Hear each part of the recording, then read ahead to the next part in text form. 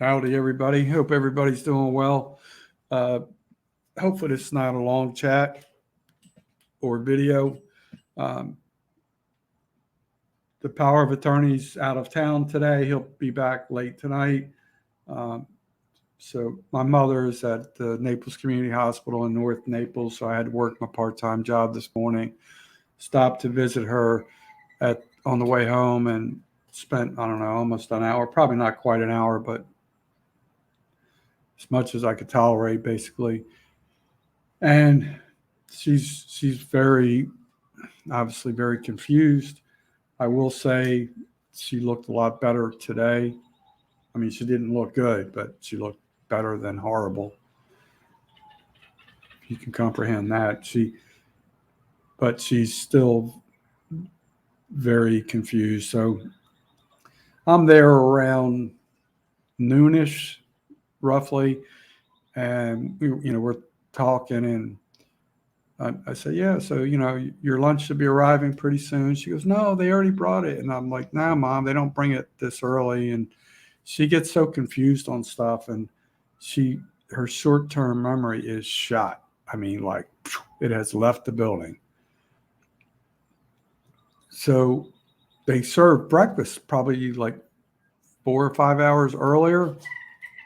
She probably got confused. I don't know. It's just like her brain is so bad right now.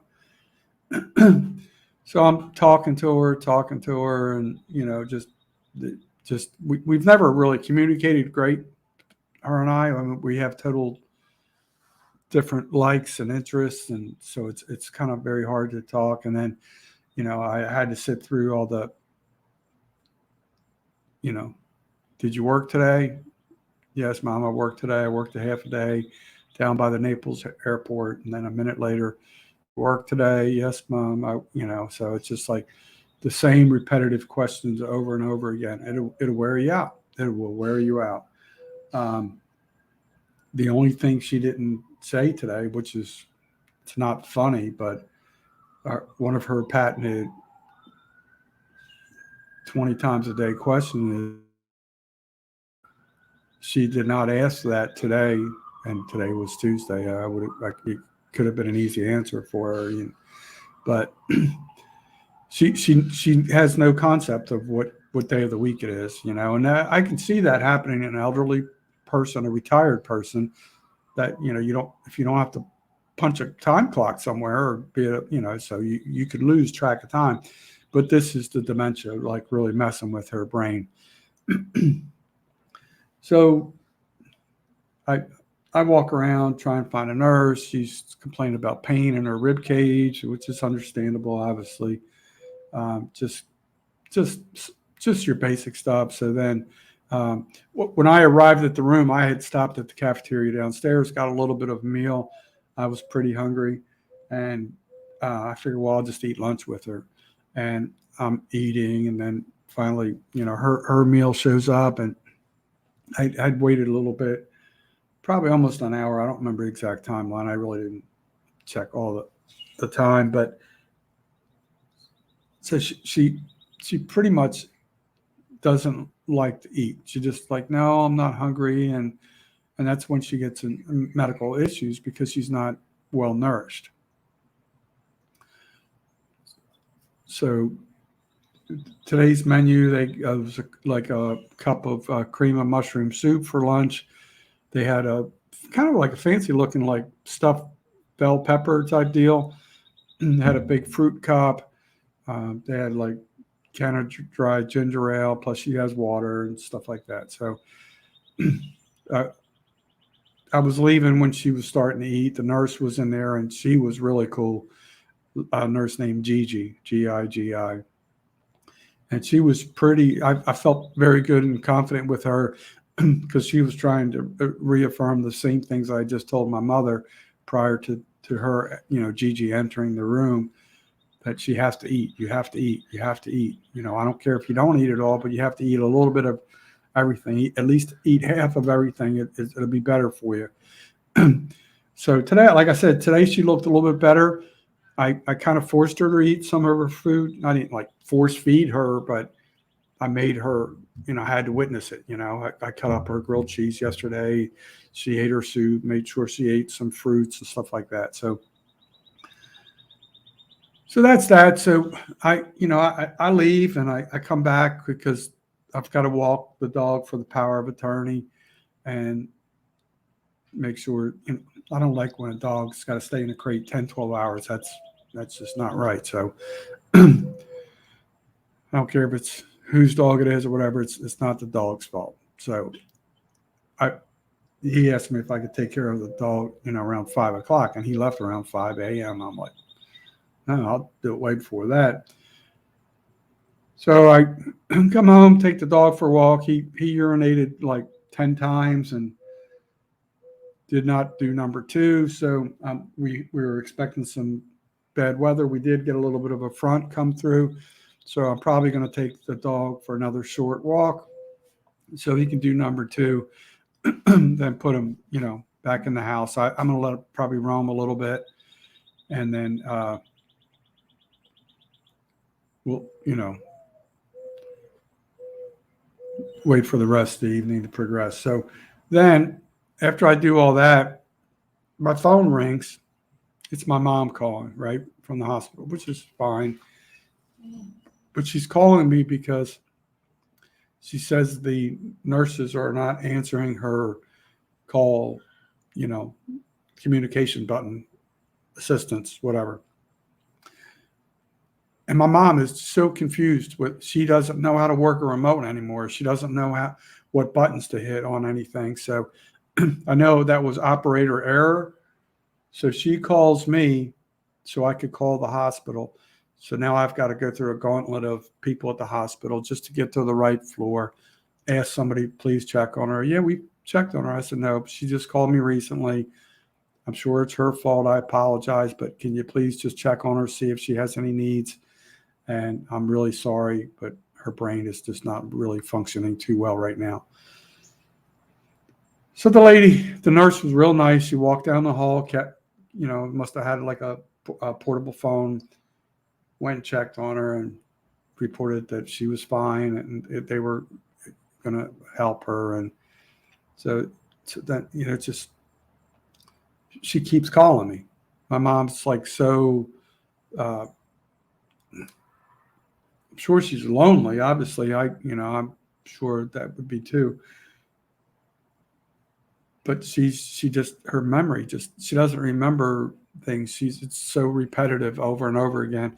And I know this sounds like a broken record, me talking about her health and dementia, but it's difficult. I'm trying to deal with this and so many other things that it's just wearing me out,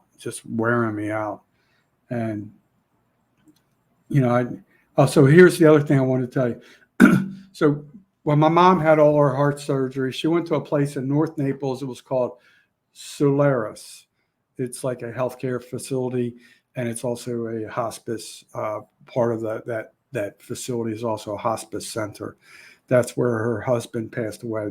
That's where my mom had a lot of her rehab. When she had open heart surgery and the artificial pig's valves and all that good business. So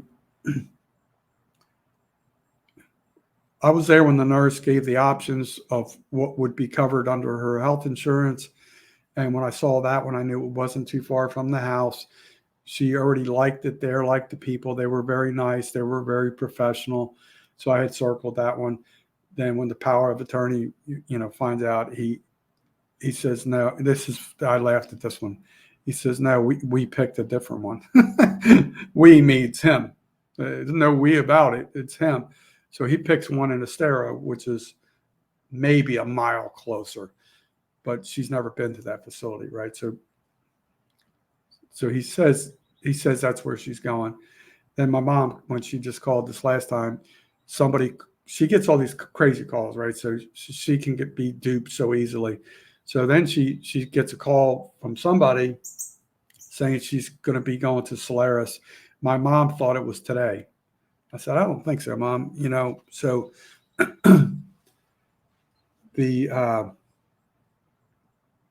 so I said, Mom, I don't think you're going anywhere today. You're supposed to be going to Estero. I don't know. Let's just wait until your other son, maybe he's gotten some phone calls. He knows better.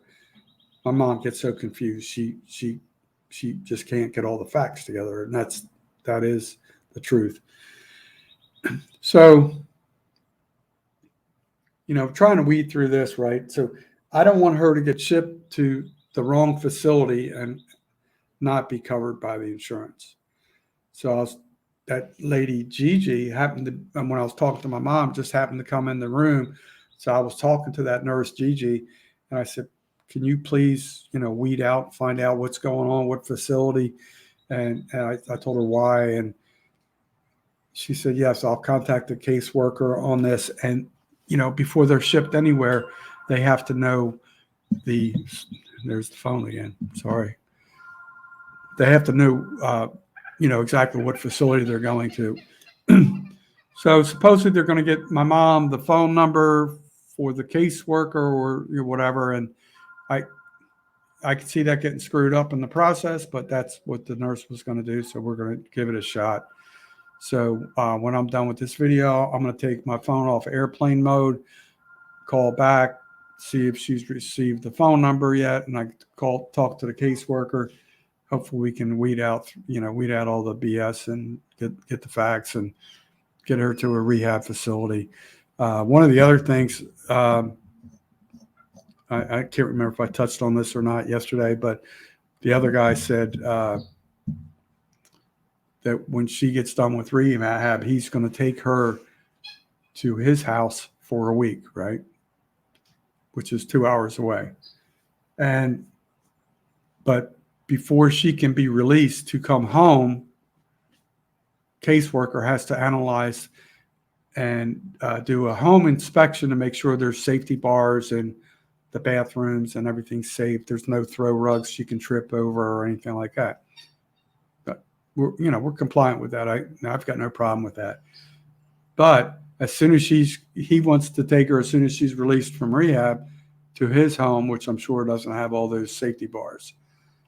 And I'm sure there's probably rugs on the floor. So it's like, dude, do you not comprehend? I mean, it'd be like a vacation for me to be away from him for a week. But I know he's laying the groundwork to put her in a home. That's my personal opinion. But so I just wanted to share, folks. And then he did something with the Wi-Fi, so I had to pay for some other Wi-Fi service, and I only get one bar, so it's hard for me to have connectivity. Sometimes it comes in and out. Fortunately, we're connected. Hopefully, this will upload okay to YouTube because I'm on StreamYard right now. But I appreciate everybody that's kind of been following my journey. It's not like I'm proud to discuss my life, but it is, and I told you before I would share it. And here we are. This is where we are right now. So hopefully you guys don't ever have to go through half of what I've gone through. But it'll be a new adventure tonight and tomorrow, and it's never ending in my life. So I know it's like another storm's coming, and I just. Basically, it's with the Andrea Gale was in the perfect storm. Yeah, I'm trying to live through the perfect storm. They didn't survive, so figure that one out. Talk to you, folks. Thanks for tuning in. Remember, always try and know your legal limits. Try and help anybody you can, whenever you can. An elderly person, a stranger, whatever it is. Just try and be kind to people. You never know what they're going through. Thank you. Peace out.